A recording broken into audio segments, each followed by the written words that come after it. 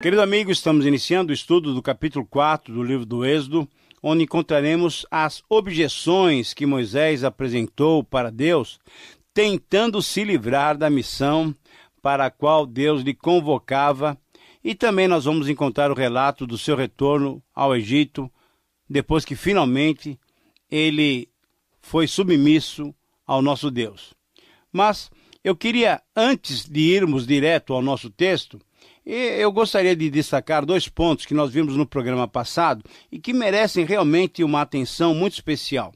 Em primeiro lugar, vale a pena registrar que alguns estudiosos, diante do relato da sarça que ardia e não se consumia, eles veem ali, naquele episódio, que além de ser uma experiência real, aquela que Moisés teve ao ver o arbusto que não se consumia, que não se queimava, aquele episódio também tem uma simbologia muito interessante em relação ao povo de Israel. Entendem esses estudiosos que os judeus simbolizam a sarça que arde pelo fogo da perseguição, mas que não se consome, isso é, não se acaba. E só esse fato deveria levar os descrentes a entenderem que a Bíblia é a palavra de Deus.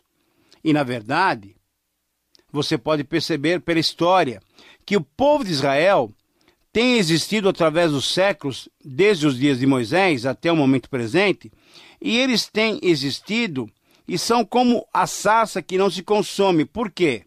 Porque outras nações vêm e vão, e outras apareceram e muitas desapareceram, enquanto Israel, que tem sofrido duras provações, duras aflições diante de toda a sua história, Israel tem permanecido.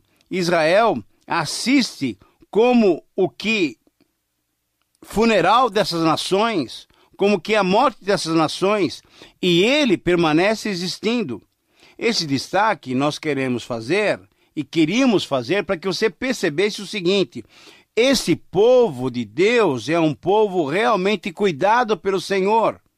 Agora, qual a aplicação para as nossas vidas?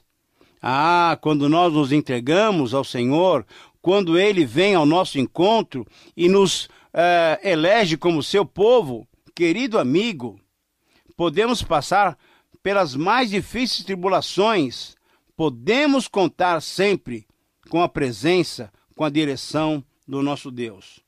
Mas eu gostaria também de, em segundo lugar, destacar uma outra lição que aprendemos no estudo que nós tivemos no capítulo passado. Quando Moisés disse em 3:11, quem sou eu para ir ao faraó e tirar do Egito os filhos de Israel? Essas palavras de Moisés, que parecem desconcertantes, nos ensinam uma grande verdade. Nós estamos lembrados de que 40 anos antes desse encontro, Moisés pensava que já estava preparado para libertar o seu povo com toda aquela instrução, com toda aquela ciência que ele recebera no Egito. Isso ele pensava quando tentou libertar aquele israelita e acabou matando o egípcio. Moisés pensava naquele tempo que poderia fazer a obra de libertação através do quê? Da sua força, da sua inteligência, da sua sabedoria, dependendo da sua estratégia. Ele achava que conseguiria fazer tudo conforme os seus métodos, mas ele estava completamente enganado. É isso mesmo. Então Deus o preparou, sabe de quantos anos foi a faculdade de Deus? 40 anos. E sabe qual foi o local? No deserto. Exatamente, pastoreando ovelhas. Sim, só depois daquele tempo é que Moisés descobriu uma coisa importante. Ele não poderia fazer aquela obra, cumprir aquela missão com seus próprios recursos. Foi aí que ele disse: quem sou eu para ir a Faraó e tirar do Egito os filhos de Israel? 40 anos antes, ele achava que podia. 40 anos mais tarde, ele descobriu que não era possível fazer nada por si mesmo. Ele tinha que depender de Deus. Então, querido amigo, esse reconhecimento é muito importante, porque somente quando nós chegamos a reconhecer a nossa total incapacidade para fazermos determinadas coisas que só Deus pode fazer, é que nós estamos prontos para sermos usados por Deus.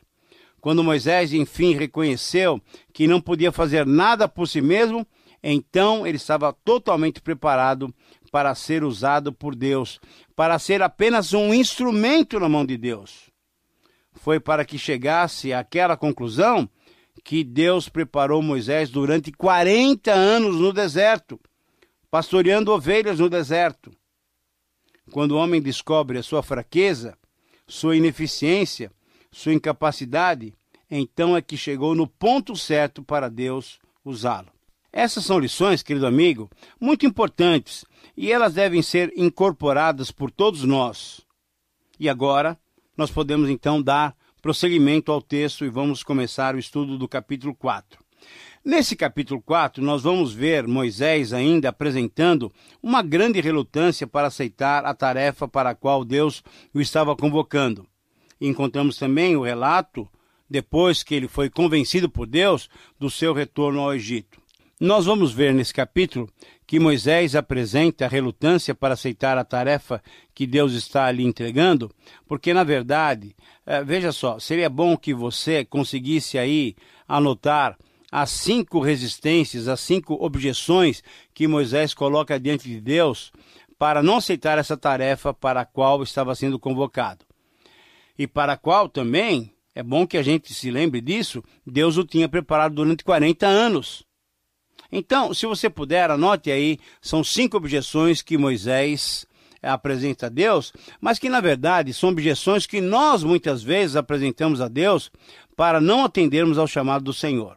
Em primeiro lugar, olhando lá para o capítulo 3, versículo 11 ainda, Moisés alegou falta de capacidade, quando ele disse o seguinte: quem sou eu para ir a Faraó e tirar do Egito os filhos de Israel? Querido amigo, muitas vezes alegamos a incapacidade para que não tenhamos que atender o chamado de Deus. Temos que nos lembrar que se Deus nos chama, ora, Ele também nos capacita para a obra que Ele quer realizar. Em segundo lugar, uma outra objeção que Moisés colocou, em 3:13, Moisés alega a falta de identificação, quando ele disse: eis que quando eu vier aos filhos de Israel e lhes disser, o Deus de vossos pais me enviou a vós outros, e eles me perguntarem qual é o seu nome, o que eu posso dizer? O que eu vou lhes dizer? Ah, querido amigo, é lógico que para qualquer missão temos que ter bem clara a nossa identificação e a identificação de quem representamos. Mas o que Deus espera de nós é uma completa e total submissão aos seus planos. Em terceiro lugar, exatamente no começo do capítulo 4, versículo 1, Moisés alega falta de autoridade. Essa é mais uma objeção que ele coloca. Eu não tenho autoridade. Ele disse isso quando pronunciou essas palavras. Mas eis que não crerão, nem acudirão à minha voz, pois dirão, o Senhor não te apareceu. Moisés, querido amigo, como muitos de nós, vai procurando argumentos os mais variados possíveis para não atender ao chamado de Deus. Nós temos que admitir que, aproveitando o desejo de não atendermos a Deus, agora, isso é muito sério. Veja só, Satanás tenta nos convencer de que as pessoas não vão acreditar na proclamação das verdades divinas. Então, cuidado com essas objeções que nós colocamos, porque elas podem ser usadas por Satanás. Em quarto lugar, Moisés apresenta mais uma objeção. No versículo 4, no capítulo 4, versículo 10, ele alega falta de eloquência. É verdade. Ele disse o seguinte: Senhor, eu nunca fui eloquente, nem outrora, nem depois que falaste a teu servo, pois eu sou pesado de boca e pesado de língua. O que Moisés estava dizendo? Moisés estava dizendo a Deus que ele não era fluente. Provavelmente estava dizendo a Deus que ele não era ágil de mente para responder rapidamente ao faraó. É isso mesmo. Uma possibilidade de tradução dessa frase é que Moisés estava dizendo que ele tinha dificuldades de falar em público. Você conhece pessoas assim? Na conversa pessoal, falam tranquilamente, mas ao falar em público, têm algumas dificuldades. Ora, essa é uma objeção correta e, como veremos, veja só, o próprio apóstolo Paulo também teve problemas de comunicação, como vemos lá em 2 Coríntios 10:1 e 2 Coríntios 10:10. Pois veja só, ele foi criticado, pois se expressava com vigor só quando ele estava ausente, só quando ele escrevia. Querido amigo, Moisés era um homem igual a nós, mas às vezes lhe faltava fé. E em quinto e último lugar, Moisés coloca a seguinte objeção conforme capítulo 4, versículo 13. Ele alega falta de aptidão para a tarefa para a qual Deus o estava convocando. E ele disse o seguinte: Ah, Senhor, envia aquele que has de enviar, menos a mim. Na verdade, Moisés, em outras palavras, estava dizendo a Deus o seguinte: Senhor, envia qualquer um em meu lugar, mas não me envia a mão. Não, a mim não. Querido amigo, Moisés não queria assumir essa responsabilidade. Mas talvez alguém esteja perguntando, por que tanta resistência Moisés fez à convocação que Deus lhe fazia? Será que ele se lembrava de como era o ambiente na corte do Egito? Será que ele já previa, como o próprio Deus dissera, que a reação de Faraó e da sua corte seria impedir a libertação? Ora, com certeza, Moisés estava temeroso, pois era uma missão dificílima. Mas ele deveria saber que poderia contar com o Senhor, que estaria à sua frente, dirigindo os seus passos. Não havia mais obstáculos para que Moisés apresentasse a Deus. Querido amigo, quando estudamos detalhadamente esse texto, nós podemos verificar, podemos constatar que para cada obstáculo que Moisés apresentou, para cada resistência que Moisés levantou, Deus lhe respondia e confirmava o seu chamado. Então acompanhe comigo essas 5 respostas que Deus deu às objeções de Moisés.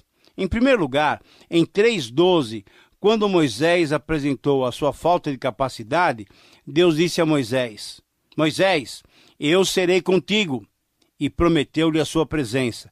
Deus garante que estará conosco em todos os momentos difíceis. Glória a Deus por isso. Em segundo lugar, em 3:14, quando Moisés lhe apresentou a sua falta de identificação, Deus disse a Moisés: Moisés, diga o seguinte: eu sou o que sou, me enviou a vós outros. Querido amigo, esse nome de Deus é uma autorrevelação divina do seu próprio ser. Nós estamos com esse Deus, que é o ser presente. Em terceiro lugar, em 4:1, quando Moisés apresentou a sua falta de autoridade, nos versículos 2-9, Deus mostrou a Moisés o seu poder, a sua autoridade sobre todos e sobre tudo. E daquele bordão, daquele cajado de pastor que Moisés segurava em suas mãos, Deus o transformou numa serpente. E depois, essa serpente transformou novamente em bordão, em cajado.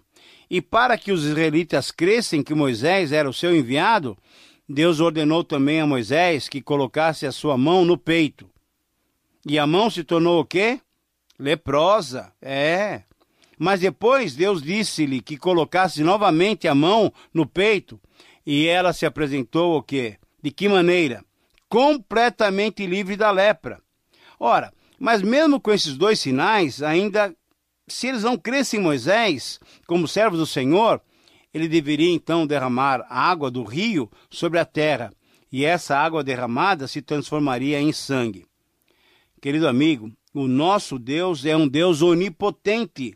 Nada é impossível para ele. Nós precisamos crer nisso. Em quarto lugar, em 4:10, quando Moisés apresentou uma outra objeção, isso é, a sua falta de eloquência, nos versículos 11 e 12, Deus desafiou Moisés a refletir. E ele diz o seguinte: Moisés, quem fez a boca do homem? Ou quem fez o mudo? Quem fez o surdo? Ou aquele que vê? Ou o cego? Deus desafiou Moisés a reconhecer que ele é quem fazia tudo. Ele é o Deus Criador. E Deus, então, o desafiou a aceitar a sua missão, pois ele, Deus, estaria com a boca de Moisés e lhe ensinaria o que ele deveria dizer. Querido amigo, você percebe como Deus se apresenta a Moisés como o Senhor soberano e criador? Será que Deus mudou? Ora, com certeza não. Então, querido amigo, podemos contar com as suas ações poderosas e amorosas e soberanas, ações divinas sobre as nossas vidas. Mas em quinto e último lugar, em 4:13, quando Moisés apresenta a sua falta de aptidão para aquela missão, nos versículos 14 e 16, aí nós temos alguma coisa muito séria. A ira de Deus se acendeu contra Moisés. E Deus respondeu a Moisés que ele já tinha providenciado tudo, para que nenhum obstáculo pudesse ser impedimento para que Moisés assumisse aquela missão. Deus disse a Moisés que ele já tinha providenciado a Arão, o seu irmão mais velho, como porta-voz de Moisés, assim como Moisés seria o porta-voz de Deus. Veja que estratégia de Deus. Arão seria como a boca de Moisés e Moisés seria como a boca de Deus para Arão. Arão seria um porta-voz de Moisés, assim como um profeta era um porta-voz de Deus. Arão foi identificado como levita para mostrar a sua condição de sacerdote levítico. Lembrando, sim, que uma das funções do sacerdote era ensinar, conforme Levítico 10:11 e Deuteronômio 33:10. E, se era uma das funções sacerdotais ensinar, isso requeria capacidade de se comunicar bem em público, de se comunicar bem com os outros. Na verdade, cremos que essa não era a vontade de Deus. Veja só, Deus não queria dividir a liderança do povo de Israel entre Moisés e Arão. Moisés, na verdade, tinha cometido um grande erro. Deus queria usar Arão. Não, Deus queria usar apenas Moisés. E Moisés tinha errado. Deus não queria que o povo tivesse uma liderança dividida. Deus queria evitar isso porque certamente surgiriam problemas futuros durante a peregrinação, durante a viagem pelo deserto. E nós veremos isso melhor quando chegarmos ao livro de Números. Nós iremos, por exemplo, observar o inconveniente de se ter Moisés e Arão na liderança. Ali nós vamos encontrar Arão no deserto atendendo o povo. Veja só, e Arão fazendo o quê? Fazendo um bezerro de ouro. Mas, querido amigo, você deve perceber como Deus não deixou nenhum dos argumentos de Moisés, nenhum dos obstáculos apresentados por Moisés sem resposta. Esse é o nosso Deus.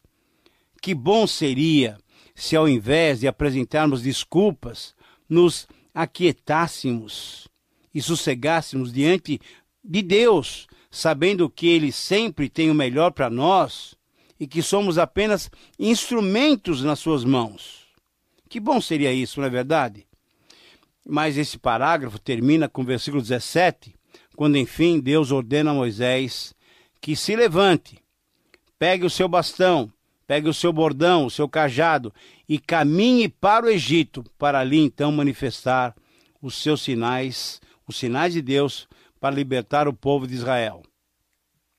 O texto prossegue nos versículos 18 a 20, encontramos Moisés agora acertando com seu sogro, o sacerdote Jetro, o seu retorno ao Egito, juntamente com sua esposa Zípora e com seus 2 filhos. Já tinha nascido também Eliezer, Gerson e Eliezer. Jetro então os abençoa e os despediu em paz. Deus ainda avisou Moisés, dando-lhe garantia de que aqueles que o queriam matar já estavam mortos. Então, Moisés e Zípora e também os seus 2 filhinhos montados num jumento voltaram para a terra do Egito com o bordão que Deus lhe tinha dado, que Deus operara milagres. Moisés foi carregando esse bordão nas suas mãos. Nas orientações a Moisés, nos versículos 21 a 23, Deus deixou claro alguns detalhes. Primeiro, Moisés deveria fazer os milagres que Deus lhe tinha instruído. Segundo, Moisés deveria saber que Faraó teria o seu coração endurecido. Terceiro, e Moisés deveria ser claro ao Faraó e deveria dizer: Israel, meu filho, meu primogênito, eu quero que ele saia do Egito. Deixa meu filho ir, para que me sirva, mas se recusares deixá-lo ir, eis que eu matarei o teu filho, teu primogênito. Nos versos 24 a 26, encontramos, enfim, um relato estranho. Vemos Deus querendo matar a Moisés. Por quê? Ora, veja só, a circuncisão era algo muito importante, porque era o selo do pacto feito com Abraão. Era para ensinar aos judeus que não confiassem na carne. O prepúcio deveria ser cortado. A confiança deles deveria ser depositada em Deus somente. Isso foi algo ensinado a Abraão. Abraão ensinou para Isaac, Isaac para Jacó. Era um ato de fé a prática da circuncisão entre os israelitas. Essa reação de Deus provavelmente se deu pelo fato de Moisés ter adiado a circuncisão dos seus filhos, quebrando a expressa ordem divina, depois de ter tentado por 5 vezes esquivar-se da missão de libertar Israel. Então, Zípora aqui teve um papel primordial. Zípora pega uma pedra aguda, um instrumento cerimonial, e circuncida o seu filho, preservando-lhe a vida. Mas critica Moisés por essa prática sanguinária, uma vez que ela mesma, não sendo judia, desconhecia detalhes dessa ordem divina. Finalmente, nos versos 27 a 31, terminando o capítulo e terminando o nosso estudo, nós encontramos o relato dos 2 irmãos se encontrando, Moisés e Arão, e depois encontramos os 2 encontrando com o povo de Israel. Diante dos milagres de Moisés, que Moisés realizou, o povo creu e adorou o Senhor. Querido amigo, que bênção podemos contar sempre com o nosso amoroso Deus. Que Deus nos dê um coração sensível à sua palavra. Terminamos assim mais um tempo de estudos. Espero que você tenha aproveitado essas lições e que Deus lhe capacite a aplicá-las em sua vida. Que Deus te abençoe e até o próximo programa.